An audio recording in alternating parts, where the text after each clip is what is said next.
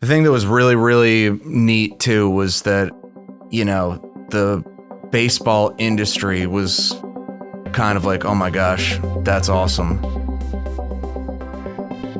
What's up, everybody? Welcome back to Awesoming's podcast, where we highlight people pursuing their definition of, you guessed it, awesome. So buckle up and get ready for some more success story adventures and failures from Kentucky's tech and entrepreneur community.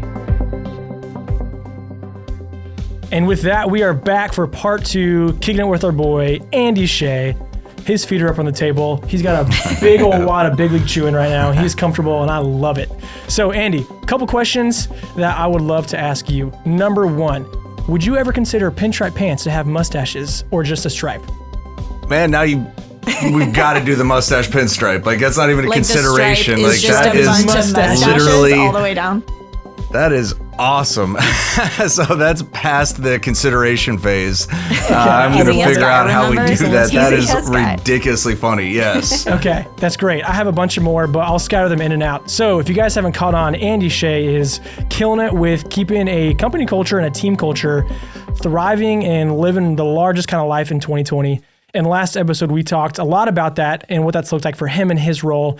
And now we're going to transition a bit more into Liz's forte, if I may say, today. Great rhyme, yes. About venture labs and innovation and just what it looks like to kick it up a notch and really bring your company to life, to bring your team together. And Liz, I want to ask one more question, if you don't mind, and then I will kindly pass it off to you. So you are right now, you're in the on deck circle. I'm in the batter's box. So just so you know, I'm warming up. Okay, yeah, that's great. Make sure you put your donut on, really get some swings in. Sounds good. Andy, last question for right now. I said it a second ago, but are you a double bubble guy or a Big League Chew guy? Well, I'm glad you went the good for the kids version, first of all. But got to go Big League Chew, of course. That's the classic. Perfect. And if you're listening and you didn't get that reference, that's a good thing. All right, Liz, you're up. Yeah. We are family friendly. So last episode, we talked about the culture, the history you have at the Legends. And I really want to talk about what I think most people are going to tune in to hear, which is what you guys did in this incredible year of 2020. I don't know if incredible is the right adjective. It's not. But so when we last interacted with you guys most, we did the workshop. We did a Venture Labs workshop for you guys in the fall. And I think it's funny to think back because you guys had all these new ideas and we were going to implement them. A couple of them required the season to start. And I remember the spring came and we were excited. And then COVID hit. Yep. And everything, selfishly, I'm coming from a Venture Labs perspective, but everything went out the window for you guys. Your business model, attendees, how you guys can do what you're supposed to get out there and do. So talk to me about, I want to hear a little bit of like, what was that almost, maybe was it panic? Was it fear? I think with your personality, I'm wondering if it was like just blatant excitement because you're like, this is a new challenge and I wanted this. But talk to me about maybe like March, April, May, and what that transition into, oh my goodness, what are we going to do now looked like? So March and April was just, and it's like my most hated word right now, but uncertainty. But because, I mean, that's been overplayed and overtalked. And it's, I kind of almost like tell our staff like, okay, it's been 7 months. But at the time, I think it really was. And I think it was fair. And it was just like, what in the heck is going on? I mean, everything from what's going on with the season, but then what am I supposed to do today? What are the employees supposed to do today? Like kind of like literally, like if your job is to sell tickets, but you don't have a game to sell tickets to, then what are you literally doing that day? Yeah, exactly. Or if you're putting together a marketing plan, but you don't have anything to sell and you don't have any events, what the heck is your marketing plan for? So I think, there was definitely like at least a couple weeks for that, but then really almost, it really was as quick as a couple weeks where it was like, okay, we need to do something.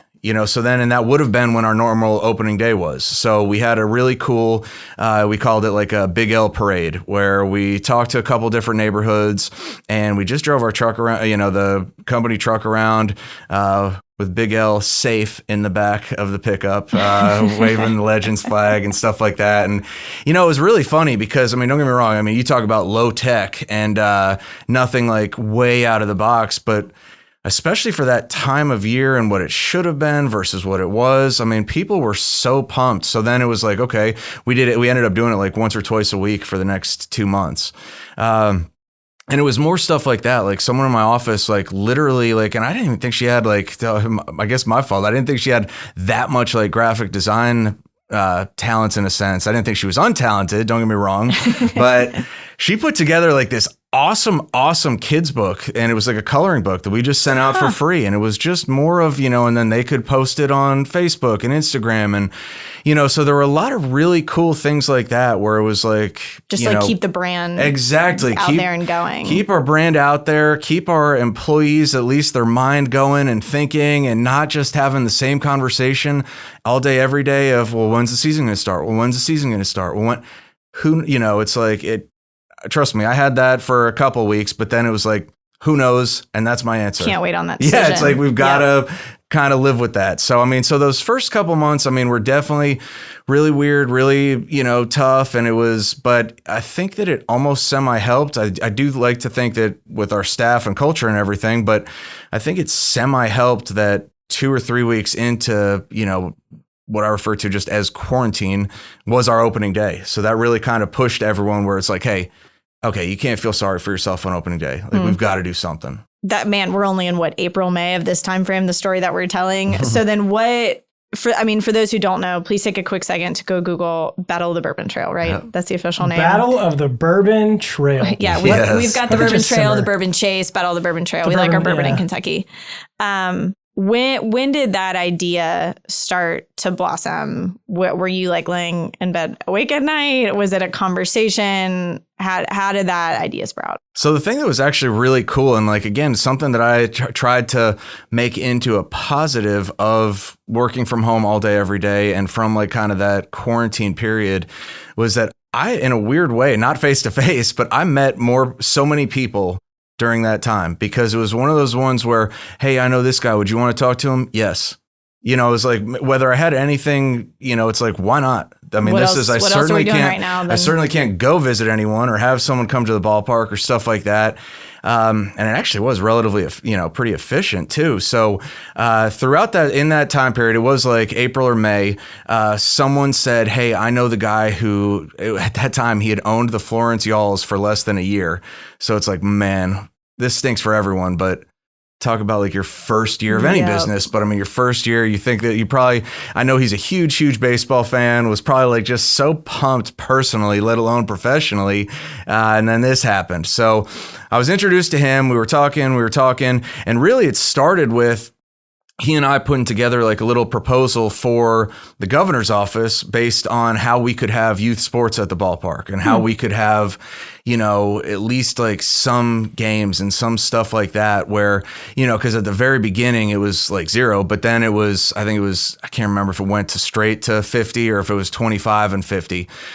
So when we're talking about like 25 or 50 people at a baseball game, I mean, you can't really even have everyone's parents. So it was like, well, how can we put together some safety protocols, submit it to the governor's office, and so on. So we just started talking, and we started, just developing more of a relationship. And, we were like, hey, what if we had played we each put together teams and we played each other Saturday and Sunday in August. And it's like, oh yeah, that's cool. Like their business model, they do recruit players, they do sign players and all of that stuff. With ours, we never have. But I figured for something really low key and low kind of profile like that, it's like, oh yeah, okay. Like I'm sure we can, if nothing else, just have the Frederick Douglass High School team come out and play at the stadium. And that'd be kind of cool. Well, then the restrictions on what we could have at the stadium started shifting a little bit. So then he and I were it was almost like simultaneous where we were like, hey, you want to really do this? Like you think how would you feel about, playing every Wednesday through Sunday for 7 weeks? And again, it was yes. The funny part, though, was that, like, so we got kind of towards that, and it was relatively easy to put a schedule together. They had 2 teams. We had 2 teams. So one of us always had a home game Wednesday through Sunday. So we got those openings. We had that opportunity for fans. It was great for the baseball players because they got plenty of at-bats and innings thrown and all of that stuff. But like I kind of mentioned earlier, that's not been part of our business model to put together one team, let alone 2. So it was like once he and I kind of lined out what the business model was, I probably like got the biggest wide eyes. I was like, I need to fill up 2 rosters. It's like whoa. Yesterday. Yeah. And like we had like, I think it was 3 or 4 weeks. So, I mean, it was, not a lot of sleep. And like, there were plenty of times where I would wake up at like 4 or 5 in the morning and be like, oh my God, we're not going to have enough players. So I just went right back to Googling. I was Googling stuff like who the top high school players were in Kentucky in 2014 and who they were in 2015, because presumably they're out of college or, but still really good at baseball. And then I was just hitting these guys up left and right on Twitter, on Instagram, on Facebook, if I thought I had a mutual friend, asking that mutual friend, hey, do you know this guy? Hey, have you heard of this guy? Hey, do you know this guy? Looked up all the guys that had played at University of Kentucky the last several years. Talked to all sorts of people that I had met just in my life leading up to this. My one friend, I've known him for 15 years. I probably haven't seen him in like 7 years, but he's a scout for the Twins in the Northeast. Talked to him and we got a guy from him. One of my best friends from high school lives in Arizona. He had played pro ball for like 12 years, I think. And I texted him. I was like, dude, I need like 5 or 10 guys. He put something on Facebook within like 2 hours. Wow. Had these guys that were looking to, we had one guy drive from California to play. We had someone drive from North Carolina to play. We had a couple of guys, made other type of flights and travel to come in. So it was so awesome. And I mean, it was so much work really just because it was so new.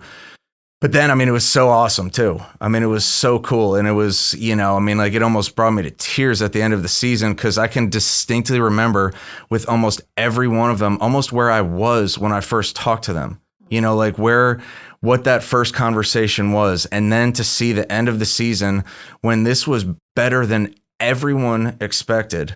Again, like definitely from our standpoint, the community standpoint. But the thing that's cool is from the player's standpoint. At first, I think the guys had no clue what to think they were coming into. I think they probably thought it was going to be some kind of like rec league pickup, all of that stuff.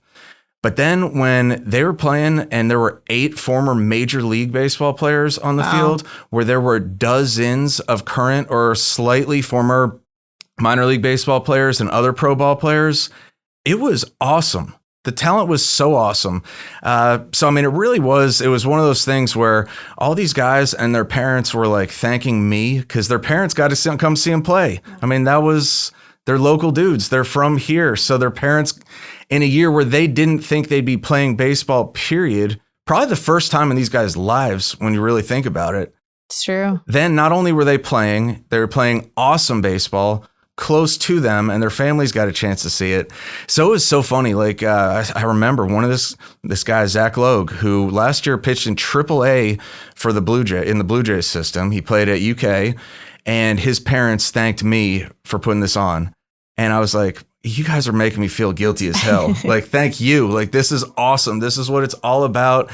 When Zach signed on, Zach was one of those guys. It hit me when he was here that I didn't have his phone number because we had completely communicated on Twitter DMs and email. I was like, this is wild. But it was just all so special. And I mean, there are just, literally like 60 stories like that of these guys, whether it was University of Kentucky, University of Louisville, LCA, Lexington Catholic, Alice Lloyd, Campbellsville University, Cumberland's, Georgetown, just these guys that were all together. And it's also the last thing. I mean, it's awesome seeing them on Instagram and stuff now that they've developed the relationships with each other, so I mean, it's come so many, like 10 million full circles. And just to see like what it started as a what if, and then to something that, really and truly could be the model for professional baseball everywhere. I mean, it's pretty awesome. And it all started with you sliding into their DMs. It did. I know. Well, that's what I've had to like check myself because I'm like, I DM'd more dudes in July than ever. I was like, wait, I don't think I ever have before. I was like, I don't think I have. So, I mean, it was definitely a lot. And I mean, it was, it's 2020. I mean, that's the best way to get a hold of these guys. I mean, and all bets are off. I think that's what I find fascinating is you took the currency that you had, which is relationships. That's one of the biggest assets that I feel like you've built in your 16 seasons is knowing people. And 2020 stripped you of a lot of other assets and currencies that you have, whether that's necessarily even a field at sometimes, but you built a whole new system with stuff that you did have at your fingertips. But you kind of mentioned into what I'm curious about next. What does this mean for what's next for the Legends or for baseball in general? Are you dreaming? I'm assuming, if I know you well enough, you're dreaming bigger now than just this. Well, absolutely. And I mean, I think that there are really ways to expand on this and to truly scale it up and to, some of the, in a sense, I guess for lack of better words, they were almost like informal ties. Like we had 2 former Cincinnati Reds play for us, so it was not really coincidence, but it wasn't necessarily through like the Cincinnati Reds. But I think that was something that was just awesome exposure for all of us. And I mean, this is, that's by far the closest Major League Baseball team to us. So, I mean, this is Reds country in terms of MLB fandom.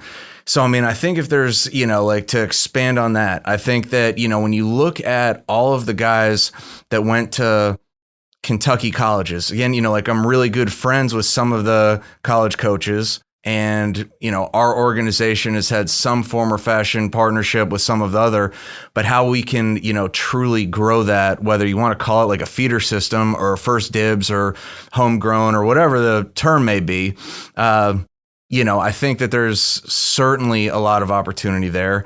And again, when you look at the map, I mean, I think that the fans here loved that. I mean, we saw so many Reds shirts at the ballpark this year.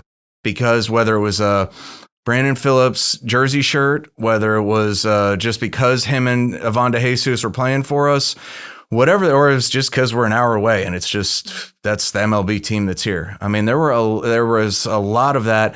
Then again, there was a ton of that local and community support. One of our catchers has played at Alice Lloyd College. So I mean, this was an awesome deal, and he's from Eastern Kentucky, so his family is not right next door, but definitely close and can make the drive and familiar with the ballpark and, just 64. But I mean, having him on the team was awesome. I mean, he's like one of the best human beings that we've had, but also, I mean, he was a great baseball player, smiling the whole time, fan favorite to the max, unbelievably relatable to everyone that's in the stands. So it's like everyone wins with that. He did, the community did, the Legends did, and overarching baseball did. So, I mean, I think that the more that we can grow, again, we as in just baseball, I mean, certainly the Legends, but I mean, I think that having those relationships to the local team, again, we saw it firsthand, and that's what I've been really pumped about, how special and how much that just pumps up everyone to come out and be at the ballpark. Andy, I've literally been over here just trying not to explode because I have so much. But I'll say this from the community perspective as a thank you, because you said it, you got to have guys. Actually, I looked up to as I grew up playing baseball. It's like Brandon Phillips. When I went and saw him, I was like, holy smokes, that's that dude. The amount of swagger he had, unreal. That guy drops bombs. But being a UK grad, some of the guys that you mentioned, like Zach Logue, Luke Heyer, Cole Cottom, those were guys I got to watch not growing up, but going through college, and then to go watch them on a Friday night with my friends, like it feels like old times. So creating that sense of nostalgia. So it was really cool to be affected from your decisions, and knowing the work that you did to make that happen for our entire community and really our state is so cool to see and to be a recipient of. So thank you from that perspective, because that was a really, really sweet part of my fall. So that's again, awesome, man. Brother. Yeah, with Cottom and those guys, I mean, that was the another part that was so cool about this is that him and Luke Becker, who was our second baseman, they're like best friends in life right now. And they played together at University of Kentucky, and they probably thought that they'd never play baseball again. Mm-hmm. So, I mean, that was so cool that they were able to play. And then Luke Heyer, because I talked to Cole and Luke at the beginning of it, and then Luke Becker. I talked to Heyer a little bit later in the process.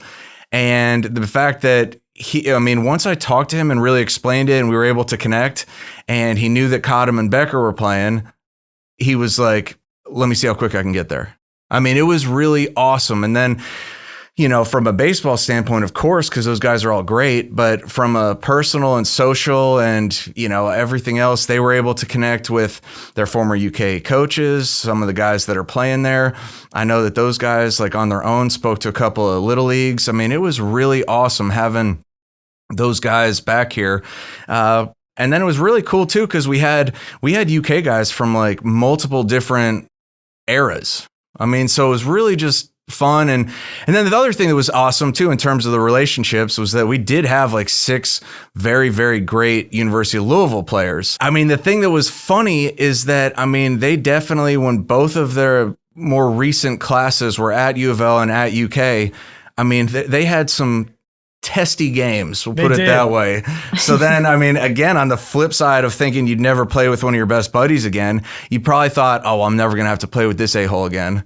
Or I never have to see him again, or whatever. I'm literally trying to double play with this guy.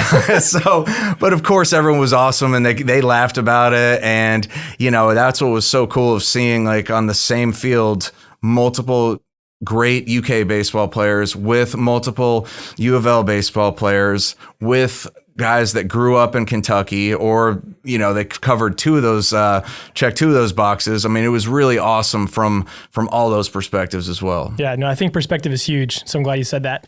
And keep on with a theme of people coming back. Somebody in our community, shout out to Tommy Warner.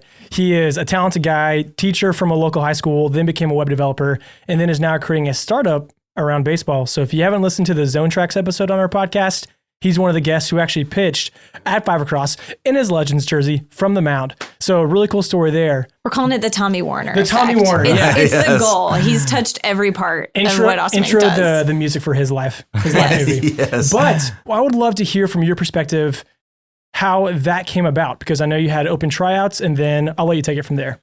What we did, I guess in a sense, the first class of UK baseball players was one of our coaches who was a local guy. And side note, that was amazing, having a local coach and local coaches, both between the network, but then also, again, the ties to the community and the investment in the community. But he knew Tommy. So I knew that name like a little, like right around the tryout period. And I knew that when he played at UK, and it was like, heck yeah, pitcher, we needed innings. We needed, everyone to get out on the hill. But a pitcher, dude that played at UK, local guy, this is awesome. He's absolutely perfect. So then I didn't really meet him or talk to him a heck of a lot. And then someone else told me hey, he's actually one of the dudes that's going to be pitching at 5 Across. I was like, wait. You're like, what kind of pitching? What? Yeah, I was like, who's on seriously? So then it was so awesome too. Wearing the Legends jersey out there, and it was one of those ones. It's like voting for your kid. He felt bad. I didn't know if I was supposed to steer it to the dude who's wearing a Legends uniform and has that he's electing a Legends player on his presentation. But it was awesome. And the timing of it was really funny too, if you remember, because it was like that trial week. Then it was the 5 Across, and then our first game was I think 3 days later. Mm-hmm. Yeah, he told me. It really was all in that, what is going on? This is awesome. Yeah, it was cool because he came in the space, we talked, and he goes, oh yeah, I just went to this tryout, I haven't pitched in 12 years from my hiatus, struck out 4 out of 8 batters. I'm like, you are living the dream. So that was super cool. And yeah, again, just keeping our community in a sweet spot where hey, some people have had a hard year and they struggled, but to know the Lexington Legends and I guess the Florence Y'alls and Florence Freedom, you guys were creating teams and really cool opportunities, which was so special. And I know that anyone who went and came was touched by that. So again, thank you. And this is just cool that we get to look back on all the effort from the crappy 2020 months to the cool moments that we get to celebrate. It was awesome. It was a heck of a lot of time, and but everything was beyond worth it. And I think the thing that was really, really neat too was that, the baseball industry was kind of like, oh my gosh, That's awesome. 2020 was hard for everyone, and it still is. And I think we've got a long road ahead of business and small business owners and big business owners. And I think I don't want to paint your story as like, oh, you just came up with this idea and then it was easy. It sounds like you and your team fought blood, sweat, and tears to get to where you are now. And I think that's the story we want to hone in on. Not that it was easy or that you had this one conversation with this one other owner and then all of a sudden you had this incredible new system. I'm sure it took sleepless nights, full 24-hour days.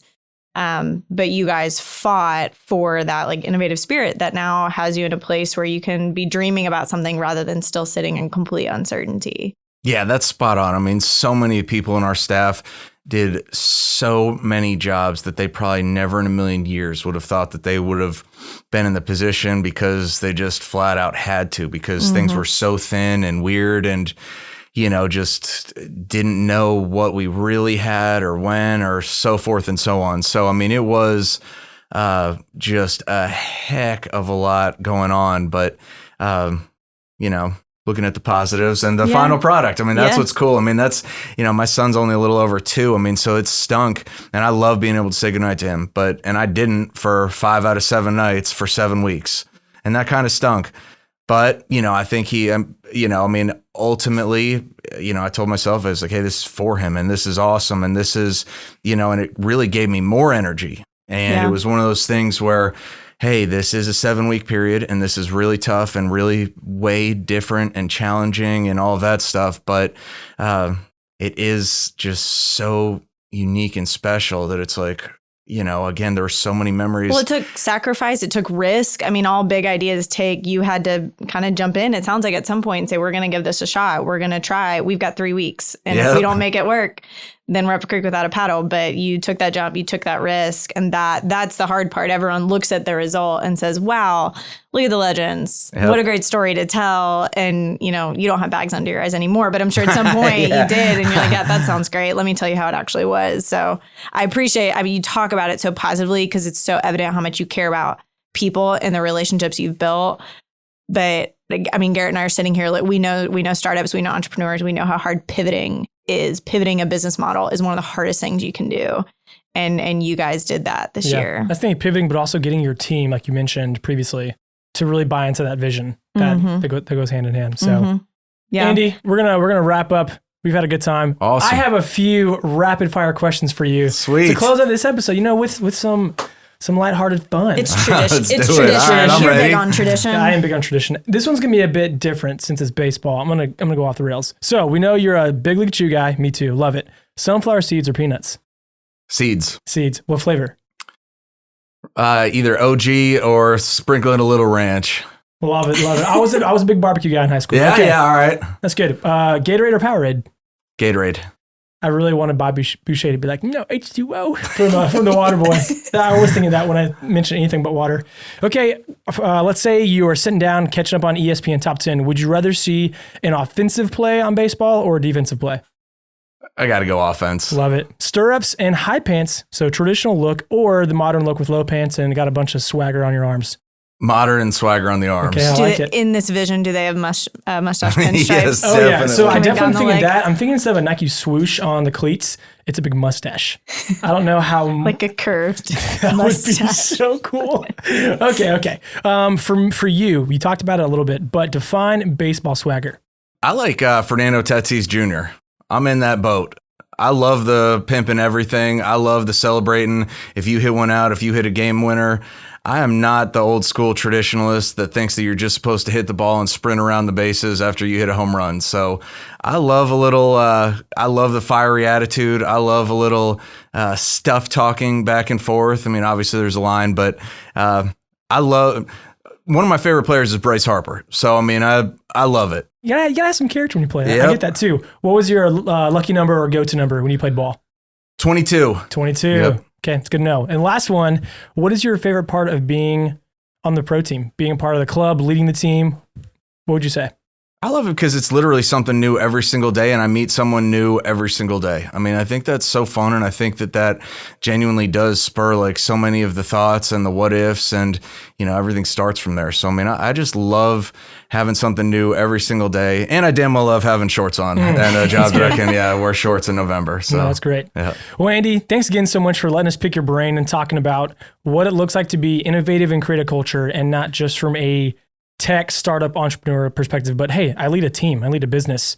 So really cool to hear your insight, and I'm looking forward to next season. Awesome. Liz, got any closing final thoughts? Just let us know when we can buy our season tickets. Yes, absolutely. Thanks, Andy. We'll see you soon. Appreciate it. Well, that's it, guys. Thank you so much for checking out this episode of Awesome Inc. Podcast. And another quick thank you to Lee Rosevere and a few members from our community who provide the music that you hear in this show. Lastly, give us a follow on Instagram, Facebook, all that jazz. Or even better, come on down to our space. Come be a part of our community and get plugged in, and let's start something awesome together. You guys rock. We'll see you next time.